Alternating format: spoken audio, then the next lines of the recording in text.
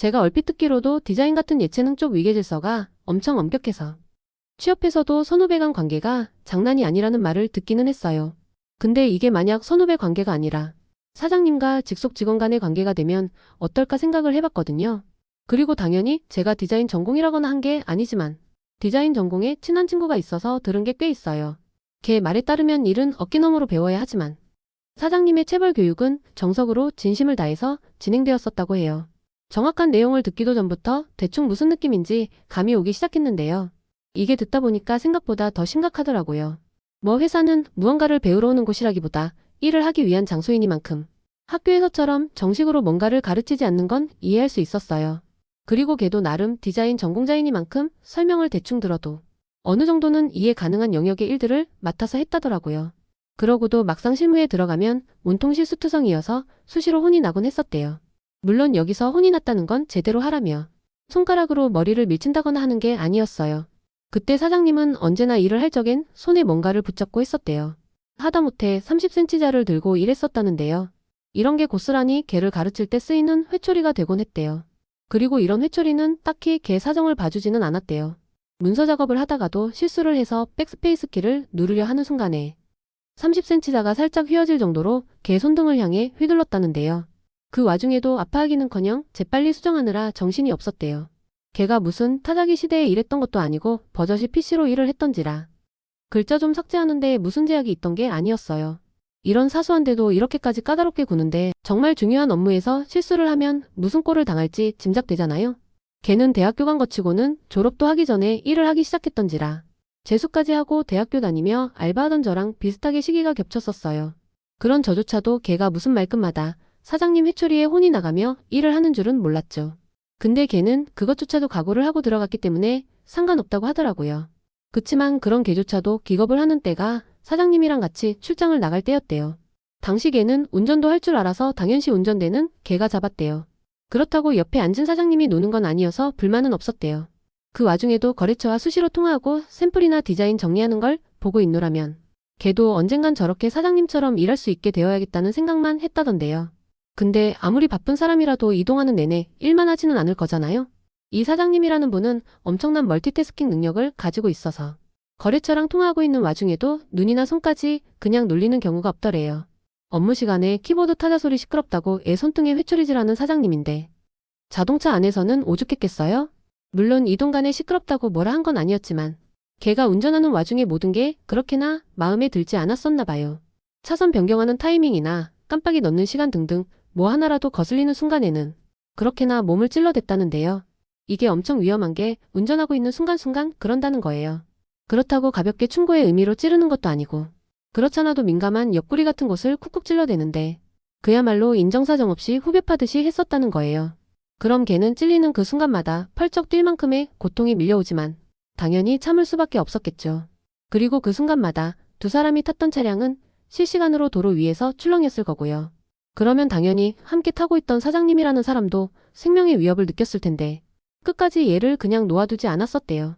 걔 입장에선 학창시절 선생님 이상의 존재인 거죠. 그래도 선생님들은 혼내는 타이밍과 공부하는 타이밍이 철저하게 나누어져 있잖아요. 물론 야자하다가 1대1로 끌려가면 걔처럼 문제집에 뭐 하나 적는 순간마다 선생님 회초리를 영접하는 순간도 있겠지만 그래도 진짜 목숨이 위험한 순간이 온다거나 하는 건 아니잖아요. 근데 그때 그 사장님은 정말 자기 목숨까지도 왔다 갔다 하는 순간에까지도 절대 걔 괴롭히는 걸 멈추지 않았었대요. 뭐 들어보면 단순히 걔가 운전하는 것만 마음에 들지 않아서 그런 건 아니었나 봐요. 그렇게 운전하는 동안에는 평소 사무실에서 마음에 들지 않았던 걸 피드백해주는 느낌도 있었나 보더라고요. 사무실에서도 그냥 그 자리에서 뭘 잘못했는지 어떻게 고쳐야 하는지 말해주면 될 텐데 막상 일터에서는 알아서 해보라고 던져주고는 문제가 생기면 자기가 처리해버린대요. 그리고 그렇게 쌓이고 쌓인 걸 운전하는 동안에 전부 풀어낸다나 봐요. 그러니까 걔는 그런 걸 마치 학교에서처럼 받는 교육처럼 생각하더라고요. 거기에 그 사장님이 항상 하는 말이 여기는 학교가 아니니 일을 일일이 가르쳐주지 않는다. 내가 알아서 배워야 한다. 뭐 이런 말들을 항상 입에 달고 살았나 봐요. 데리고 갈 적에는 일 가르쳐준다고 데려가 놓고는 막상 자기 밑에 들어오니까 저런 말들을 했다는 거죠. 뭐 딱히 틀린 말이라고까지는 못하겠지만 사회 경험이 없었던 걔 입장에서는 상당히 억울해할 만한 시기이기는 하잖아요. 당시 저도 걔 입장이 되어서 상당히 공감되는 일이기도 했고요. 물론 그렇다고 그 사장님이 잘했다는 건 아니지만 이제와 생각해보면 그 사장님의 가스라이팅 스킬이 엄청났던 거라고 생각해야겠죠. 어쨌거나 좀 위험하기는 하지만 그렇더라도 교육을 동반하니까 걔도 거기에 낚여서 대롱대롱 끌려갔었겠죠. 만약 그 사장님이 걔를 마냥 혼내기만 하고 어깨너머로만 배우라고 강요했으면 걔도 더 이상 견디지 못했을 거예요. 걔가 사회생활을 좀 빨리 시작했다는 거지 애가 바보인 건 아니었으니까요.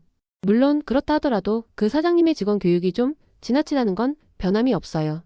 운전하는 애 옆구리를 손가락으로 후벼 파는 것만으로도 질리면 당연히 이후에 동원되는 건 무언가의 도구가 되잖아요.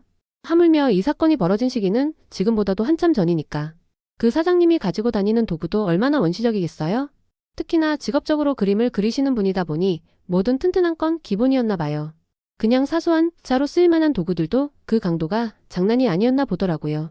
그런 걸 가지고 애 옆구리를 연신 찔러대면서 평소에 마음에 들지 않았던 걸로 갈궈대니 애가 받는 정신적 충격도 장난이 아니었나 봐요. 그렇다고 그 사장님이 단순 욕설이나 하는 것도 아니었으니 마음에 들지 않더라도 사장님 말을 허투루 들을 수도 없었겠죠. 게다가 단순히 같은 부위만 계속 찔러대면 위험할 수도 있다는 건 그 사장님도 알고는 있었나 보더라고요. 그랬으니 걔를 찔러대던 도구를 진짜 회초리 용도로 사용하기도 했나 봐요. 특히나 신호 대기할 때 딱 그때 손을 운전대에서 놓게 하고는 몸을 등받이에 최대한 기대라고 한대요. 그러면 걔 몸과 운전대 사이에 아슬아슬한 공간을 통과한 회초리가 내리쳐지는데 아픈 건 둘째치고 정말로 꼼짝도 할 수 없다는 게 더 무서웠더래요. 일단 사장님이 회초리를 운전대에 맞추는 실수는 하지 않았다니 더 그렇겠죠. 앞 허벅지라는 부위가 원래도 좀 내성이 없기는 하잖아요. 이게 한창 선생님들 체벌의 면역이 되어가던 그 순간에도 그랬었는데 그나마 한동안 영어 단어 시험 몇 개 틀렸다고 뭐라 혼나는 순간도 아닌 일을 하는 직장에서까지 그런 종류의 내성이 생성되기가 쉽지만은 않을 거잖아요.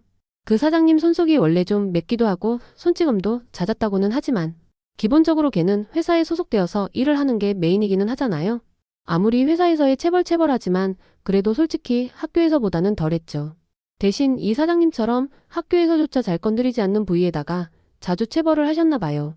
게다가 걔네 회사차는 유리의 썬팅도 제대로 되지 않았나 보더라고요. 그러다 보니 그거 좀 아프다고 소리라도 질렀다간 옆에 신호 대기하고 있는 차량에서 보일 시선이 그렇게나 겁이 났었나 보더라고요. 물론 막상 운전하는 사람들은 옆에서 소리가 나던가 말던가 신호가 바뀌는 순간만 노려보고 있었을 테지만 그때 걔는 그런 걸 알지 못했었나 봐요. 하긴 우리 학교 다닐 적에도 조금이라도 교문 밖으로 끌려나가 혼이 날 적엔 그렇게나 기겁을 하곤 했었잖아요. 학교 앞을 지나다니던 사람들은 우리가 선생님 회초리에 혼이 나거나 오리걸음으로 기합을 받거나 전혀 신경 쓰지 않고 지나가곤 했는데도요. 이게 확실히 학교 다닐 적부터 저런 식으로 습관이 들여놓으니까 막상 돈을 받으며 회사를 다니는 순간까지도 그게 고쳐지질 않는 것 같더라니까요. 그러니 대학교 들어가서도 회사에 입사해서도 윗사람이 회초리를 들고 서 있으면 부당하다는 생각이 들기보단 책상을 짚고 자세를 뒤로 밀어야 하는지 아니면 엎드려 뻗쳐야 하는지를 먼저 고민하게 되는 것 같았어요.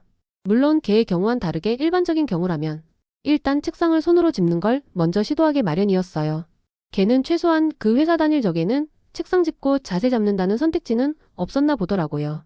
성격 급한 사장님 덕택에 일하는 자세 그대로 해서 손이나 회초리가 날아오던가 아니면 그 자리에서 일어서서 엎드려 뻗치는 자세뿐이었대요. 그 회사가 아무리 작았다지만 사장님이랑 걔만 근무하는 것도 아니랬는데도요. 그럼 이번 이야기는 여기까지만 할게요. 더 재미있는 이야기를 듣고 싶으신 분들은 좋아요 한 번씩만 체크해 주시고요. 그럼 다음 영상에서 만나요.